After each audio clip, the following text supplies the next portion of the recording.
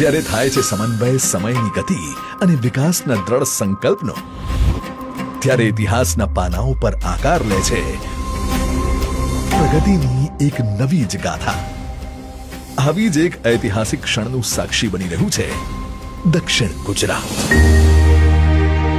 અહીંનું ટેક્સટાઇલ આખા દેશને બાંધે છે એક તાતણે. અહીંના જીઆઈ ટેગ પ્રાપ્ત સુરત કટ ડાયમંડના તેજથી દુનિયા આખી ઝળહળે છે. તો અહીંની કેમિકલ ઇન્ડસ્ટ્રી દેશના ફાર્મા અને મેન્યુફેક્ચરિંગ સેક્ટરની કરોડરજ્જુ છે. એટલું જ નહીં, અહીંના પોર્ટ્સ ભારતના એક્સપોર્ટની બુલંદ ઓળખ. એટલે કે ભારતની આર્થિક સમૃદ્ધિ અને વિકાસની ગતિનો ધબકાર છે દક્ષિણ ગુજરાત. આદરણીય વડાપ્રધાન શ્રી નરેન્દ્ર મોદીના વિકસિત ભારત એટ 2047ના વિઝનને આગળ ધપાવવામાં અગ્રેસર ભૂમિકા ભજવવા તત્પર છે દક્ષિણ ગુજરાત. માનનીય મુખ્યમંત્રી શ્રી ભૂપેન્દ્રભાઈ પટેલ તથા નાયબ મુખ્યમંત્રી શ્રી હર્ષ સંઘવીના માર્ગદર્શનમાં વિકાસની આ ગતિ આજે વધુ તેજ બની છે.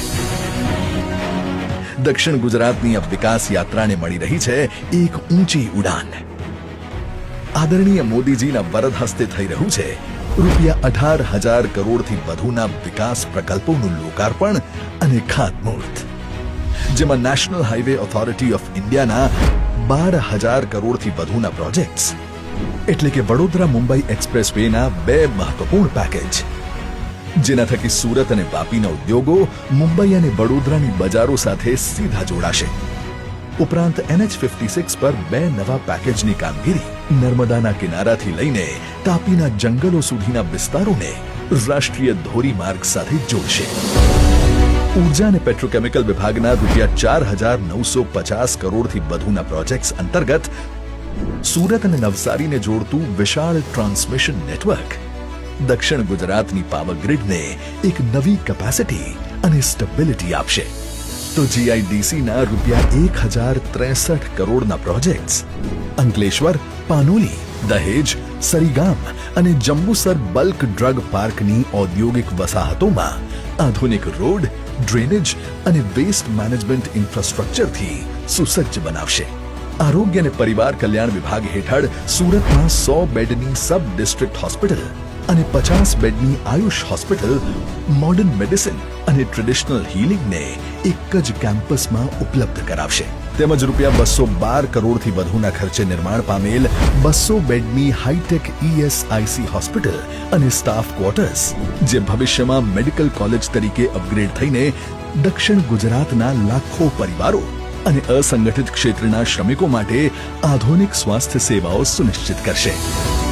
તો સાથે જ શહેરી વિકાસ વિભાગના ₹107 કરોડના પ્રોજેક્ટ્સ હેઠળ storm water drainage, sewage treatment plant જેવા પ્રકલ્પો, તેમજ માર્ગ અને મકાન વિભાગના ₹45 કરોડના પ્રોજેક્ટ્સ, જે નાગરિકોને ઇઝ ઓફ લિવિંગની અનુભૂતિ આપશે. જ્યારે પંચાયત વિભાગના 28 કરોડથી વધુના પ્રકલ્પના લોકાર્પણથી ગ્રામીણ સેવાઓનું માળખું વધુ સુદૃઢ બનશે. વિશ્વ પર્યાવરણ દિવસના અવસરે આયોજિત આ સમગ્ર કાર્યક્રમ અન્ય એક કારણથી પણ યાદગાર બનવાનો છે. માનનીય મોદીજીની મિશન લાઈફની પહેલથી આજે ભારત સહિત દુનિયાભરના લોકોમાં પર્યાવરણ સંરક્ષણની ચેતના જાગી છે.